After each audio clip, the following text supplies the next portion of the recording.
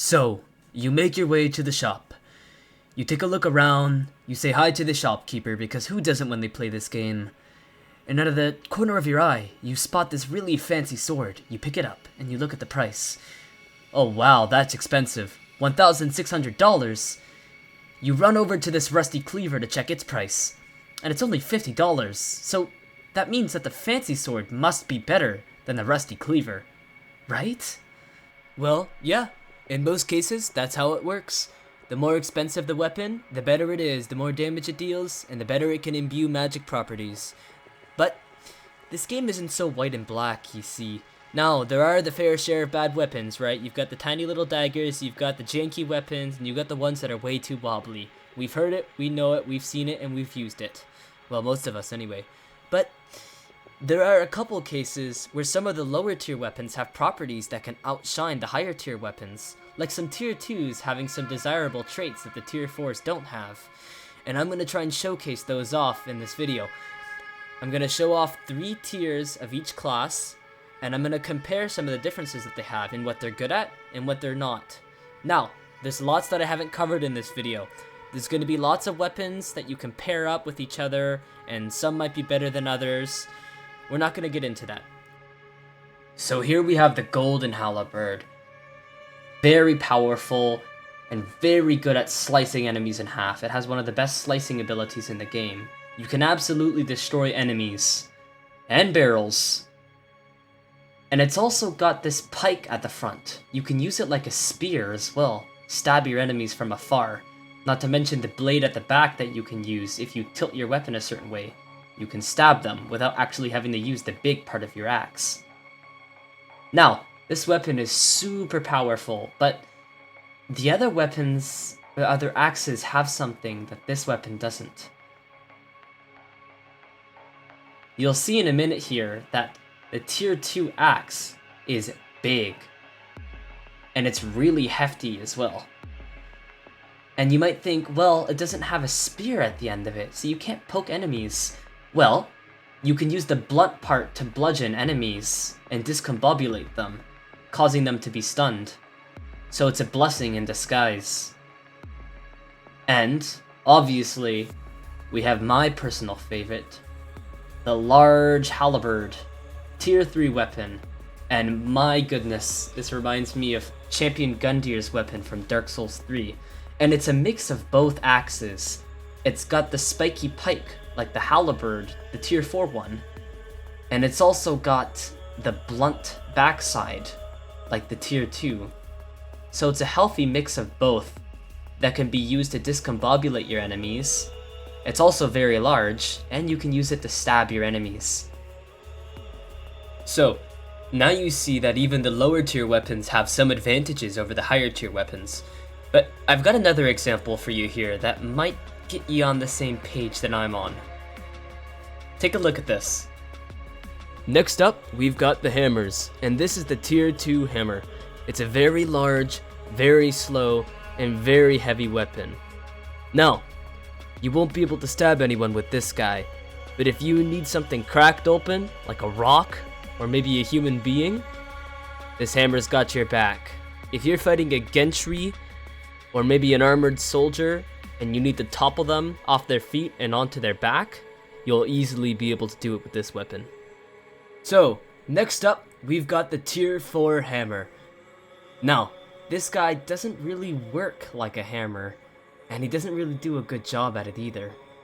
This weapon's much more like an all-around multi-tool.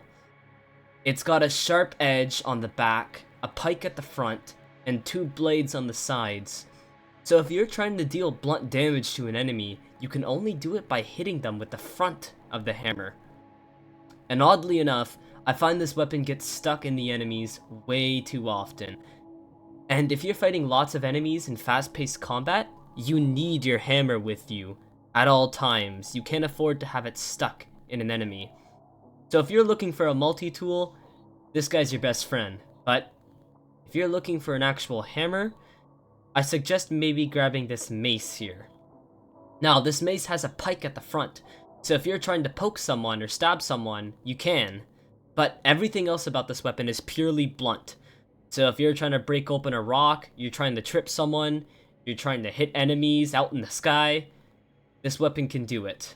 And oddly enough, the pike at the front isn't really a bad thing, because you're not really going to be hitting people or poking them with the blunt part of a weapon, are you? Now, to give you a demonstration, as you can see, the tier 4 hammer does work like a normal hammer if you hit it with the front part, but also a sword if you cut towards their neck and arms. And yes, the hammer does get stuck inside of enemies, so be super careful while using it, otherwise you won't have a weapon to fight with. It'll be stuck inside of your enemy's corpse instead of actually helping you in the battle. Now, for the tier 3 mace, this weapon has the benefit of being able to stab enemies without getting stuck inside of them. So, you'll actually have a weapon to fight with, and you won't have to worry about losing it. For the tier 2 hammer, there's no stabbing involved.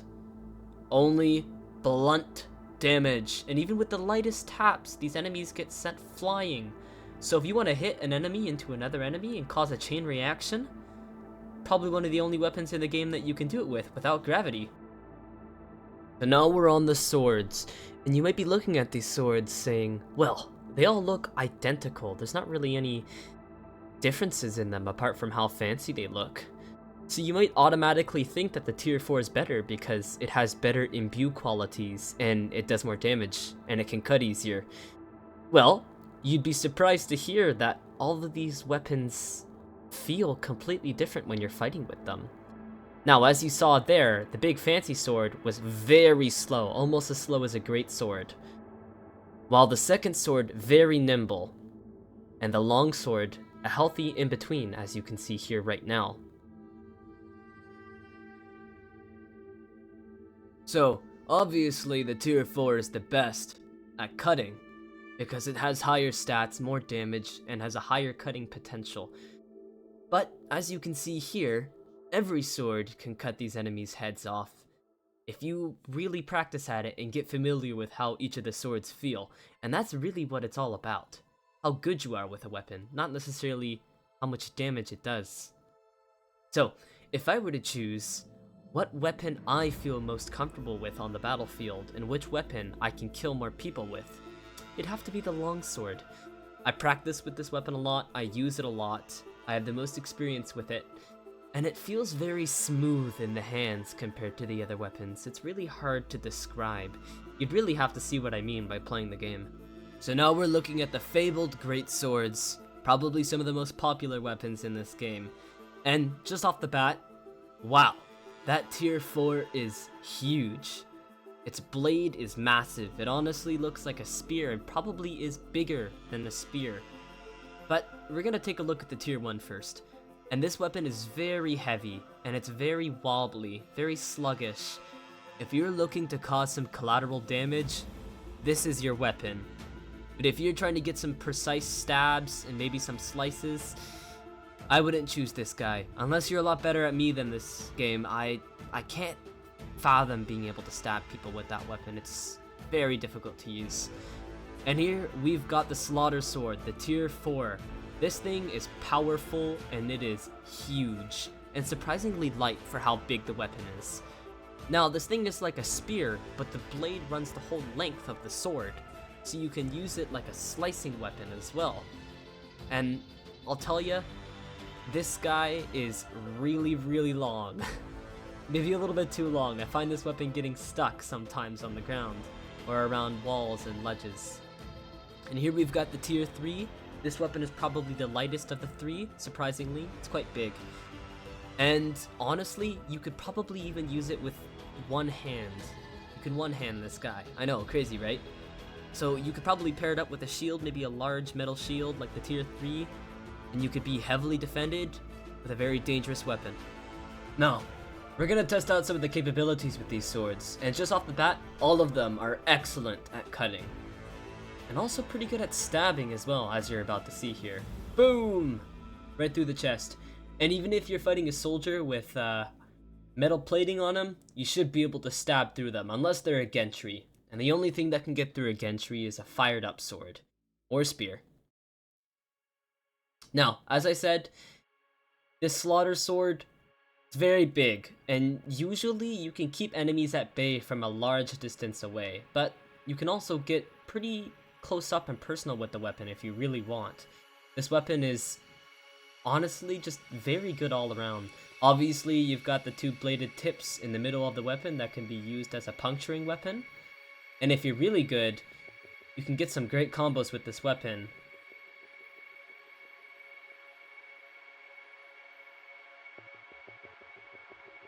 Now, taking a look at the tier 3, this weapon is very fast for its size, and it can cut quite well. And it's a tier 3 weapon, so it's got some pretty good cutting capabilities, decent imbue, and it's got some pretty good stats. If you're looking for a weapon that you can pull out and take care of a bunch of enemies with, this is your weapon. And returning to the 3 weapons here, I don't have a favorite. Although, I would have to say the Slaughter Sword is just really good at everything overall. Except at one thing, and that's stealth. I'll tell you, I've tried to sneak around an outpost and trying to kill enemies, and this weapon gets stuck on everything and alerts every single enemy of my position. So maybe pick a different greatsword if you're gonna sneak around, or a knife like a normal person. Now, the last set of weapons that I want to take a look at are shields.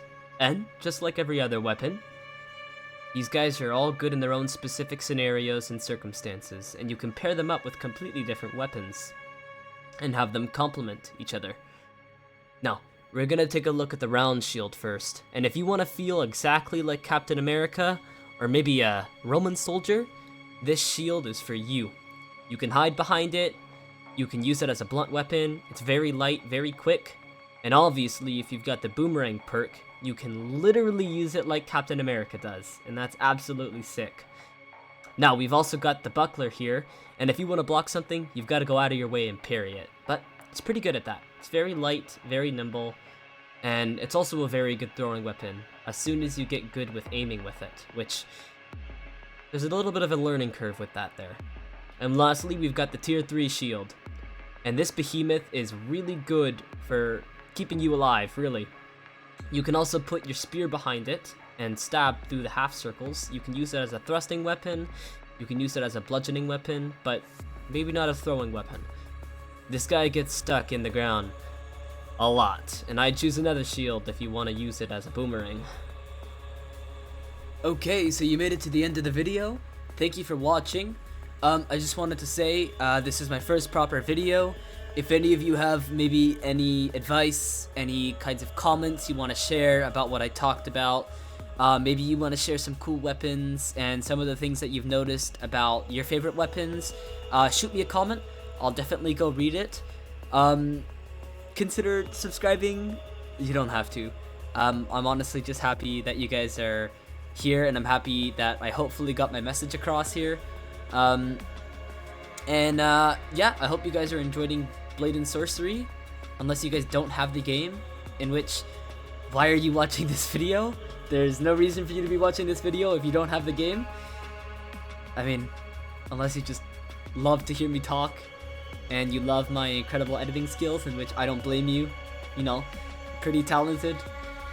But yeah, you guys have a great day.